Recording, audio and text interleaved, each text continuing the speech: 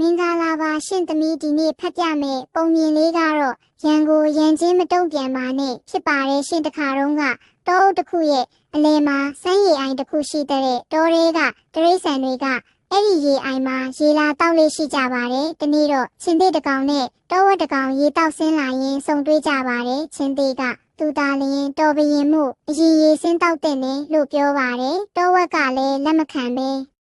သူ့ကိုဦးစားပေးတင်ကြောင်းပြန်ပြောပါတယ်။အဲ့ဒီနေရာမှာတင်သူရင်စင်းတောက်တဲ့နဲ့ငါရင်စင်းတောက်တဲ့နဲ့ငင်းခုန်ရင်မကြခင်ရင်ဖြစ်ကိုတခဲတော့မဲ့အခြေအနေဖြစ်လာပါတော့တယ်။သူတို့အချင်းချင်းရန်ဆောင်နေတာနဲ့တင်ဘေးပတ်ဝန်းကျင်ကိုသတိမထားမိကြပါဘူး။ငင်းခုန်နေတဲ့အပေါ်မှာအာယုံစိုက်နေကြတာပေါ့။အဲ့ဒီအချိန်မှာပဲလင်းတဲ့တကောင်ဟာချင်းသေးနဲ့တောဝက်တို့ရန်ဖြစ်ကိုလက်ဖြတ်တဲ့အခါရှုံးနဲ့အသဆုံးသွားမဲ့အကောင်ကိုစားဖို့ရာသူတို့အနီးဝန်းကျင်ကတစ်ပင်ပေါ်မှာအစင်သင့်ဆောင်ဆိုင်နေပါတယ်အဲ့ဒီလို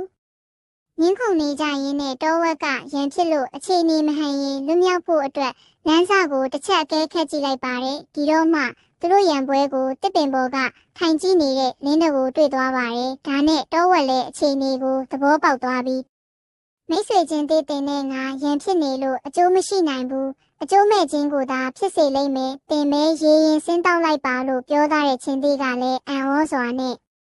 အဆွေတောဝက်ဘာကြောင့်တင်ဟာချက်ချင်းပြောင်းလဲသွားတာလဲလို့ပြန်မေးတော့တောဝက်က